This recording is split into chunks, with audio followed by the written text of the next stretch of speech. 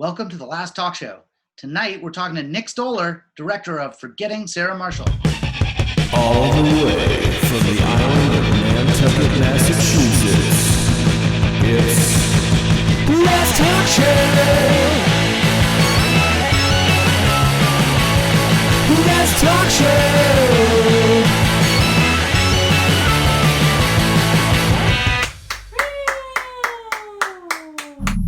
Hello. Nick! How are you? I'm good. How are you? What is happening right now? What am I about to do? What is this? Yeah, it's a good question. So we're live to over 3 million people in Asia right now. Oh, okay. What do you think will happen if Trump either wins or steals the election? He can only steal the election. I'm now that guy, by the way. He can only steal it. A lot of great opportunities for animation because the pandemic's going to stretch on and on and on. So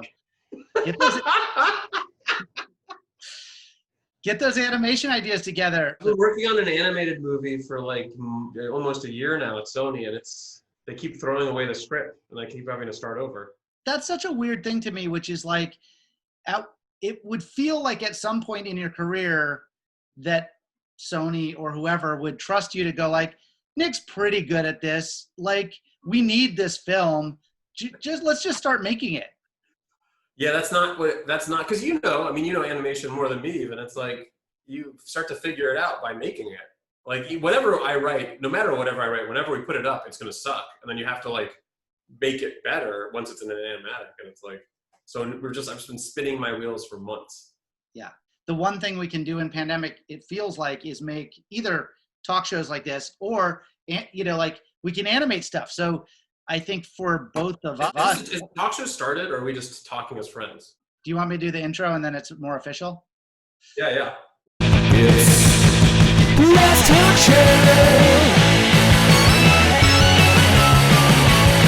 show. So Nick, welcome to the last talk show. Everybody, you know Nick Stoller. He's director, writer of Forgetting Sarah Marshall, Get Him to the Greek, Muppets movies, 1,000 other things, Storks, bunch of TV stuff. So Nick, let me ask you this. What's your secret?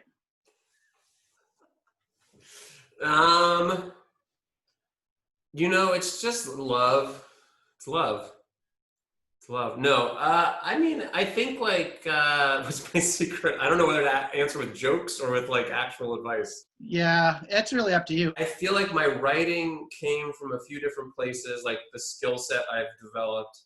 One was doing improv comedy in college because a lot of like directing comedy and being in a writer's room is having to come up with stuff on the spot. And what improv really helps, I was never interested in performing, but I really loved improv comedy. And it really helped me learn the skill to think on my feet, but moreover, not be afraid to fail, like not be afraid to pitch a joke or pitch an idea or pitch a story idea and fail. Like 99% of things are bad ideas and you have to keep pitching until you find the right idea. So I think improv is really helpful, even if for comedy, even if you're not interested in performing. So that was one. Two was I did advertising right after college, and that really helped me because I was forced to write things based on things that are really boring. Like I remember I had a campaign for a Sony Ericsson cell phone, which I don't think even exists anymore, and I had to write a campaign, and I had to do it. Like there was no choice. That was my job. So.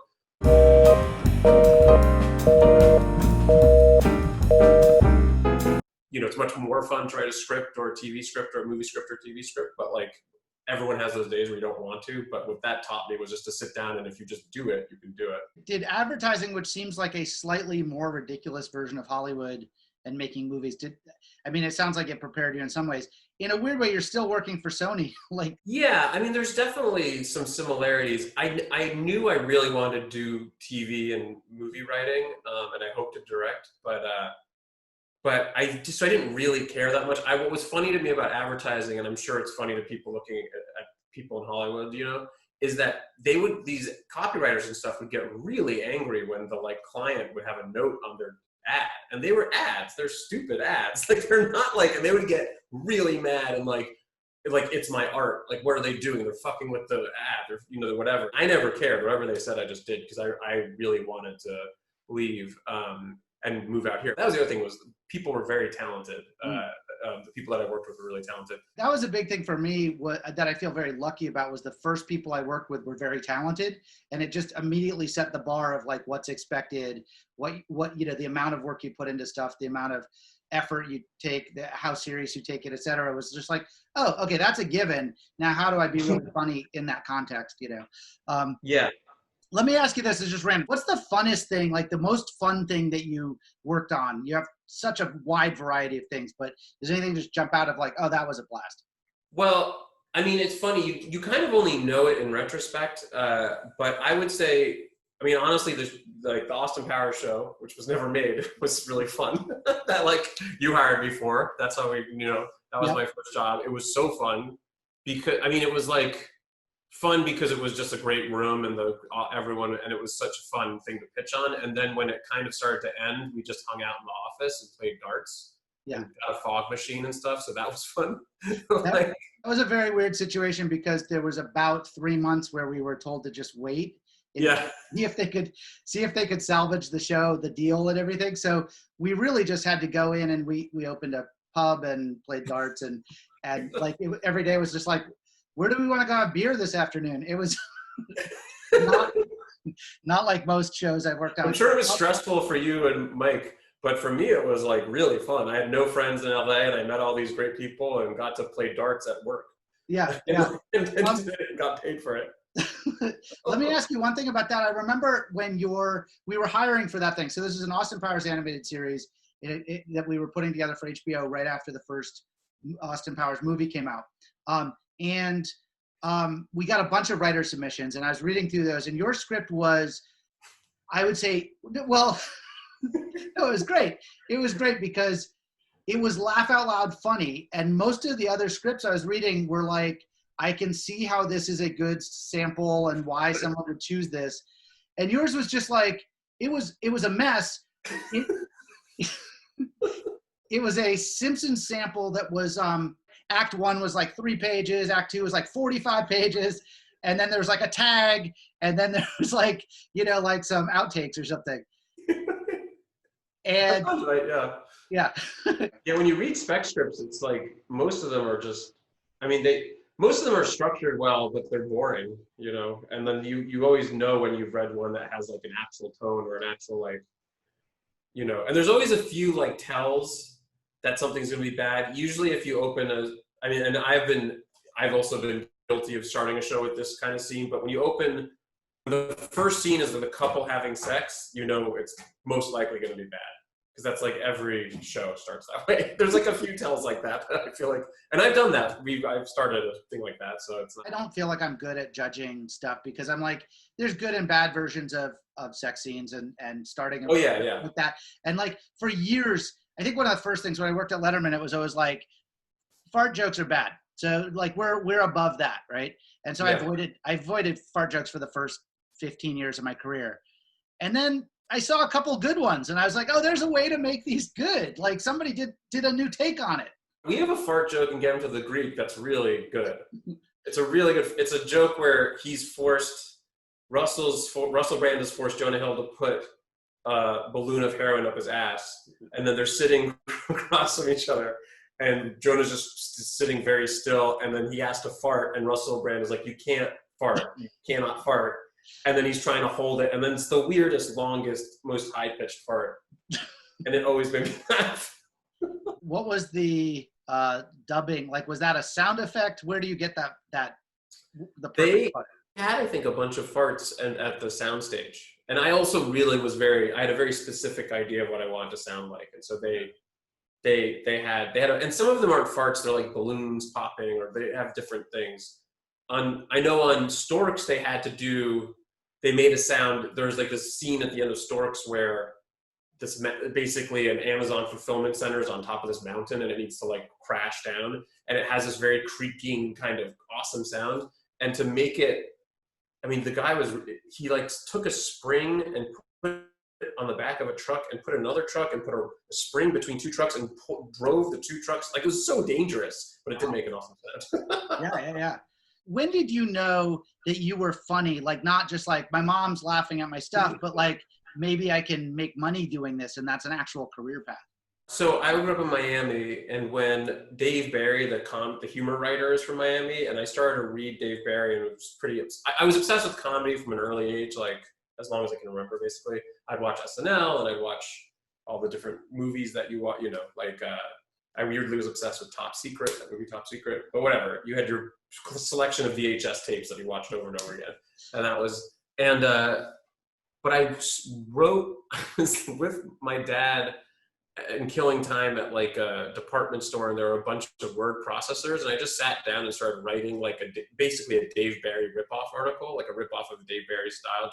I think I was in sixth grade or seventh grade, and then I like walked away, and like some stranger walked over and like looked to see what had been written and like chuckled to himself, and I was like, and I think that was the moment I was like, oh, I could maybe do this, and then I got really obsessed with just writing. I've always been obsessed with writing comedy. Always, like Saturday Night Live, I wanted to know who the writers were. I never was.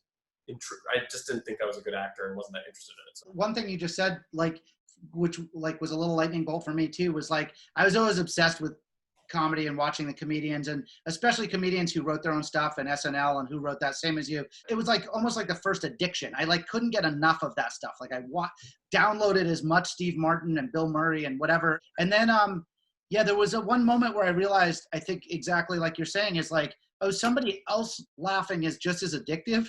If I could do that, that's like, I want more of that drug. What is that? Like somebody's smiling at something I created. Yeah. I mean, even now when I'll like stream, if we're able to stream movies again, and when you stream movies and when a joke works, it's like the best feeling, in front of an audience. It's like it's always exciting. At Letterman, there was like this thing when we moved into the theater at Ed Sullivan and moved earlier, and then it was like you'd get this immediate response from the audience every night, like they'd laugh at your stuff, and then you just get lazy, and if you said ass, like literally if you got Dave to say ass, they would like stand up and cheer and be like, we love this so much, Dave, you're so great. And it felt just as good, but it was like doing crack instead of doing instead of doing cocaine. Right, like pure Miami. Okay. It's really interesting to make the jump from like being a writer to suddenly being a director, producer, where you have to deal with a lot of talent and a lot of A-level talent. Have you had any moments where you're like, all right, I'm suddenly directing, or I'm like, got this thing, and there's suddenly like, whether it's executives or talent or something, where you just felt like, oh, I might be in over my head? Some actors can be kind of crazy and difficult. There was a really good, Alexander Payne was interviewed on Fresh Air years ago and talked about how actors, like to be a really good actor, you have to be a person with your emotions right at the surface level at all times. And that just makes a lot of actors very difficult people. And when he said that, I was like, that's like the thing. It's like to be an amazing actor. I mean, there's some actors who are just like totally normal people and are just like, like Seth Rogen is just like a super funny guy, just basically a normal dude, who's like very, very funny. But there are other actors who just are kind of crazy, and their genius is part of that. It's just, you can't really separate it. So I always just try to like, it's very hard, but I try to just not take it personally. And really, like there's another quote I heard, which I've recently, I think it's a Spielberg quote that was like, the only thing that matters, or this isn't exactly, but the only thing that matters is the movie. Nothing else matters. The only thing that should have an ego, that's what it is. The only thing that should have an ego is the movie. And so I just try to do everything I can to like I don't have any self-respect when it comes to debasing myself in front of talent or like doing whatever, or like, I can't really play the mind games that I think some directors can do, where I get really mad and then I'm really cold. I can't do that. I also don't think that's not who I am, and that's not good for it. But I am more than happy to like totally debase myself just to get the shot I need, or to get the take I need, or to get the story point I need in there, Do you have any pitch meetings, and now especially that most of the pitches are on Zoom and notes are on Zoom, like that have gone wrong? The only example I have like is I was pitching something with somebody else one time, and we pitched the idea, and you could see the executives were like not going to buy it, and it was going wrong. And the person I was pitching with immediately started pitching 6 other ideas. And I was like, A, I'm not involved in any of these ideas, and B, they don't want to hear 6 ideas.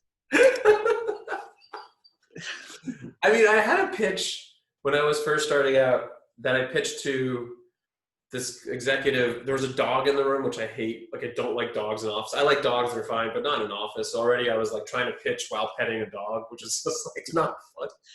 And then like, and also complimenting the dog to the executive whose dog it was. It was just sucks. And as I was pitching my like stupid thing, the executive just fell asleep. He fully fell asleep. And I was like, there were other executives in the room like under him. And I was like, I don't know what to do. Like, do I keep pitching? like just should someone wake him up? Like, I mean, honestly, I feel like, I don't know if you ever did it, but improv comedy helps for pitches too, where you're just like, okay, whatever, who cares? Like, because I've certainly, as like in the producerial capacity, have brought out writers with pitches. I mean, the worst was I had this writer who I wasn't sure about, who pitched on this to rewrite a movie I had originally written and had to go figure out. And he just read the pitch verbatim for like 45 minutes. It was horrible. And I couldn't get him to stop. I couldn't get him to stop. And like the executive was a friend of mine, and that was horrible. I think a lot of us are writers because we don't want to be performers. And suddenly there's this thing that the only way you get an idea done is if you perform really well. Yeah. It's weird that has to be, because there's plenty of writers who just write perfect drafts, but are very quiet, strange people. Not strange people, just quiet, introverted people. And then they write a super funny thing. One of the reasons I've loved our friendship, and one of the things I learned from you, was I think I was always very thinky about comedy. Well, I mean, I was always for fun, but you're a great laugher. You love to laugh. Comedy makes you laugh. How much is laughter, sounds so corny, but how much is laughter your guide towards what is good and what you're working on? I mean, I think it is like a big part of it. I'm always trying to find, I mean, it's like, sounds sort of cheesy, but it's always like for a story, I'm always looking for like honesty. Like that's always the thing, ultimately, particularly the things I direct. I might write stuff that I'm just like, think is a funny idea. But for what I'm directing, and it's the things that are the most honest, one tends to laugh the hardest at. And I certainly have, my Achilles heel is that I really love big, broad, goofy comedy, and I'll routinely direct scenes way too broad, and we'll just have to throw out a ton of the dailies because they're just way too broad. And so that's certainly something I'm guilty of. And usually what ends up being the funniest thing will be just like a weird look that's totally real, but like a little off. That's the thing that gets the huge laugh. You know, it's not like some big, and I can't learn that lesson enough, you know, like it's like, but that I think, you know, but yeah, so it's usually a combination of really digging down, making sure the thing is really honest. And then from that honest emotional thing usually comes the funniest stuff. We wrote, in my mind, one of the funniest scripts ever written in all of Hollywood history. And then we basically couldn't get anyone to even like ask for a rewrite or a meeting. Like it was just like nothing. Why do some scripts get made? Why do some not? Like this is the puzzle I think that I get asked all the time. Like, how do you get a show on? But like, why do some scripts resonate and some just don't at all? I don't know. I mean, I feel like you need to have a certain number of pieces attached. You need to have like a director that means something. I think there's like a financial algorithm that the studios have. If you have this actor, and also, so if you have this, so if a writer brings in a thing, then you try to attach an actor or a director. They'll ultimately have a ton of notes generally, and so then you're rewriting the thing based on those notes. So let's say you attach a director, you'll do all their notes. Then you try to get an actor. Then they tend to have a lot of notes on the thing. So now you're rewriting the thing for them, and then you bring it to the studio. And I mean, right, the bullseye now is really small in terms of what studios, I mean, I don't even know if there will be movie theaters when this is all over, but like in terms of what studios will release into movie theaters, is like, it's gotten smaller and smaller. Like, I don't know if like, I like kind of small human comedies, and I don't know if those would really be made, like some of the movies I've made would be made now, because it's all like superhero stuff and stuff that really motivates people to get into seats. Is that kind of a relief that theaters are going away? Then you don't have to worry about all those jobs now? No, I love going to movies. Yeah, I was like, it's a huge relief. I like it. So much less work you have to do. All right, let's talk about Sarah Marshall a little bit. So just like a lot of people are coming out to see it at the movie here, drive-in. What do we need to know about this film? Well, I'll say too that when you asked what were my most fun experiences, Sarah Marshall was one of my most fun experiences. Like that was like, it was my first movie, so I was very nervous because I had no idea what I was doing. like truly didn't understand coverage. Coverage is how you shoot a scene. I didn't understand how to do it. So I was very nervous, but we got to be in Hawaii for 3 months, which was insane. And I remember we had the DP on that, this guy, Russ Alsobrook, who's awesome. He said he's like kind of an older guy, and he said he's on a ton of jobs. And he said to me at the beginning of the movie, he was like, this will be the best experience you ever have, because we're in Hawaii. And he was right. It really was like, and it was also like Jason Segel's super mellow and really, he's so funny. And like, it was like the cast was really, basically everyone in that cast wanted to come out to Hawaii and just hang out. So everyone was just there to have fun. And so it was just like this amazing experience, like, but, kind of from start to finish. It was definitely nerve wracking because I didn't, especially at the very beginning, because I really didn't get coverage. But like, once I started to understand that more, it was really fun. And the post of that movie was hard. Like, that's when you're cutting the movie. It was hard to get the movie to work, but that was a different part of it. So. Yeah, I imagine that's like just having Hawaiian sunsets is like a level of stress relief that everyone is sharing together. We all stayed in the hotel. We all stayed at Turtle Bay. So I would like walk to set. On the walk to set, I'd hear Hawaiian music. So I'd be on vacation. I'd get to set like 1 minute later because it's a walk. We'd shoot for 2 hours. Then I'd walk to lunch. I'd be on vacation again because I was just walking in a resort. I remember also had a pretty big budget for what we needed to do. So there were routinely days where we would finish like at noon. We would just have nothing left to do. I remember the executive from this Universal came and we ended up all going swimming together, like at lunch. Like, it was just like a total, like, it was a weird, we all felt like we were getting away with something. When you were like, no, I just got a movie, I'm going to Hawaii. I was like, wait, I think Nick's a genius. Like, that is the smartest location to set anything. It was Segel's genius. That's why he said it there. And most things that take place in pretty places, unless it's like, not like action movies and stuff, but most comedies don't work because you want to feel, you want to be like, you want to watch your main character get crushed. But what worked about Sarah Marshall, which this was like Segel came up with this, is that it's a miserable guy in a beautiful place. Right. So it totally like works because he's like he's so like sad the whole time, but he's in this beautiful location. And so I feel like that usually like, you just feel like, well, I want to be there. Screw these people if it's a comedy in a pretty place. But that was the joke of it. So was any part of the movie true story for you or parts of your life? Yeah, I mean, I would say like all the movies I've directed, or most of them are autobiographical, but like a few years later. So like by the time I made Sarah Marshall, I was married, and actually my wife was pregnant at the time, but I had, obviously like everyone had breakups and stuff. And so I certainly contributed my own breakup stories and relationship stuff to that movie. Obviously that movie was primarily about Jason's life, but that I certainly added a lot of, and I've always been most interested in how men and women relate with each other. Like, that's like, I think some people like dude comedies or girl comedies, like Brides or whatever, but that's always been my interest for whatever reason. I just like rom-coms and men and women, how they interact with each other. And so I think like, that was definitely like, I don't know. I didn't sleep well last night, so I just forgot what I was talking about. That's okay. The opening sequence features full frontal male nudity, right? It's incredibly hilarious. This is your first feature. This is your first scene in your first movie. Is this a statement about Nick Stoller and taking? It's funny. Jason pitched early on. He was like, "What if I'm totally naked in the first scene and we see my penis?" And I was like, "We can't."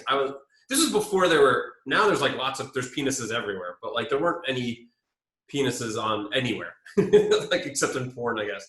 And so I was like, we can't do that. There's no way we can do that.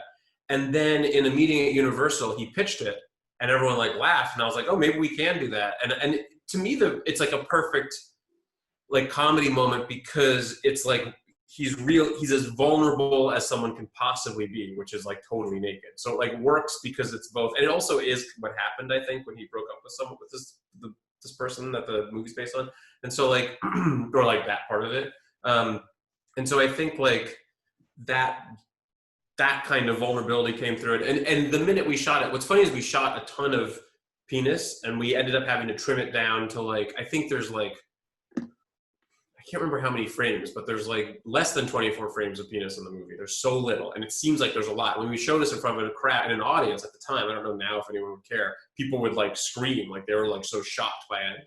I also remember I shot one whole version of it where I framed it. I just thought it'd be really weird and funny if if it was just the trunk of his penis and not the tip, so you just saw trunk. And I remember my editor calling me and he was like, what the fuck is this footage? Like, what is this? To line that up is so hard because it's like, a penis is also constantly changing shape. So like, it was very hard. And like, we have to line up with the actors. So Kristen Bell and like Siegel are standing there like as I'm lining up this like terrible shot. So yeah, it was fun though. I mean, that scene was like, at first it was nerve wracking for everyone, probably most for Jason, I'm sure. And then we very quickly became normal and no one cared. Yeah.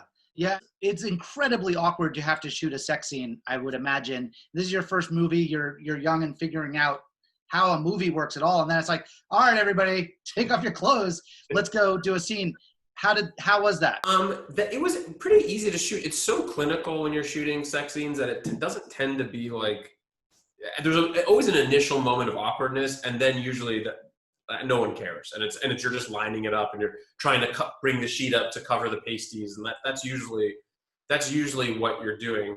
What was interesting about that scene is the first cut of the movie, that scene just didn't work at all because it was a good lesson for me in like how to cut comedy. It was the first cut of the movie that Mila Kunis and Siegel talk about it. They say like, oh, they hear them having sex and they're like, do you want to, we should try to beat them. And it was totally creepy and it made the whole thing creepy and weird that Mila Kunis would be into that. And then we cut that out. And so it's just something that happens naturally. Like no one discusses it. And it went from like totally crickets, dead, like nothing to this one of the funniest parts of the movie, which was, I thought, kind of interesting. Was there anything crazy that went on behind the scenes? I always say that when I'm directing, the things I direct, it's almost like I'm throwing like a cocktail party and it's like I'm a host because I want that sort of vibe, at least in my experience, makes for very funny movies. There are other directors who like a more serious set. There are whatever. There's all different kinds of ways of doing it. So it actually was pretty light and fun. I mean, everyone's taking it seriously and wants to do a good job. I would say funny stories. Wait, I had one that fell out of my head. Oh, Jack McBrayer. This was funny. So Jack McBrayer he had a really big spread. So his scenes were kind of sprinkled throughout, even though he's in the movie for maybe like 5 minutes or 10 minutes. His scenes were sprinkled throughout the 3 months of shooting in Hawaii. And we couldn't figure out how to put them all together. So he was there the whole time, but never working. So he was always in the pool. And he's like, you know him. He's like the funniest, coolest guy and really likes a resort. But basically, over the course of the movie, got insanely tan, like really, really tan, to the point where we had to start putting makeup on him to match because he no longer matched in scenes because he was like bright red in one, or like dark, not red, but like dark tan, like bronzed in one scene and then like pale at the beginning. So that was pretty funny. It also, people were doing it, Rudd and Jonah Hill and these people were doing it just to hang out in Hawaii. Like that's why they were doing it. It wasn't like they didn't know if it would, they probably thought it would suck. I mean, first time directors, usually the movies suck. But all these people came and people kept coming. And I remember, this was a funny story, was that the director's tent became a party tent and I couldn't focus on directing. And we had to make a second tent for me because there are so many people partying. But I remember one of the things that happened is our producer, who was dating and now is married to Ed Norton, she was there with Ed Norton. Again, this is my first time directing. I'm like, oh my God, it's Ed Norton. And they're friends with Woody Harrelson. And I was like, oh shit, it's Woody Harrelson. And I walked over to my director's chair and the monitors, and Woody Harrelson was just sitting in my chair. And I didn't know how to tell him to get up because I needed to sit in my chair. So I just didn't say anything and stood there and directed with Woody Harrelson. I don't think I even talked to him. I was too nervous to talk to him. One fun side thing on the picture was you were lucky enough to work with my daughter Amity when she was about 5 years old. I'm Alder Snow from the band Infant Sorrow. I'm here with my friend Omedy. Is your name Omedy? Omedy. Omedy, do you like the band Infant Sorrow? No.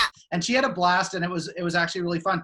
But do you have any tips? Amedy's now 17. Do you have any tips for working with Amity that would help me just get through the teen years?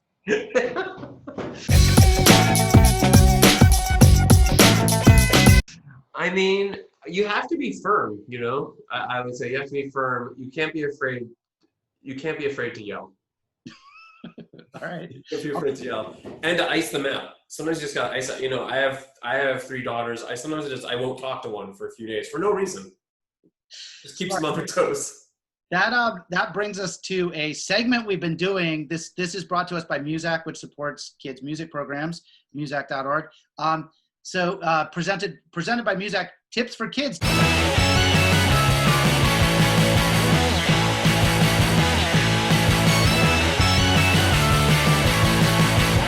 Come on, guys, help the kids out. Go to muzak.org.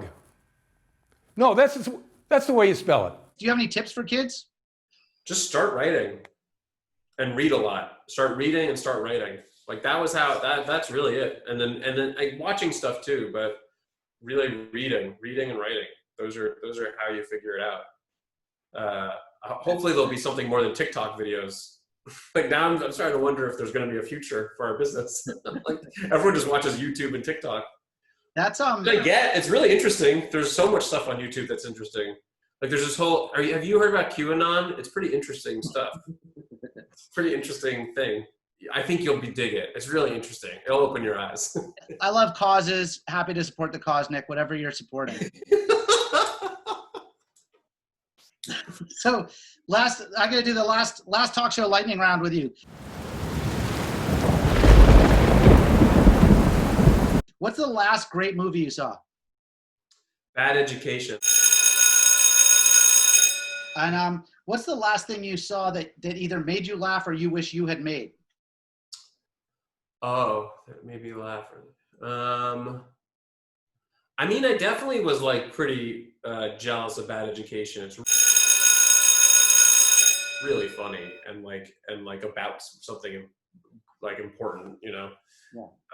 That's probably the hardest I've laughed recently. And Nick, I'm going to give you the last word. Well, thank you for coming and watching this. All right, everybody, enjoy Forgetting Sarah Marshall. Thank you, Nicholas Stoller. Nick, thanks a lot.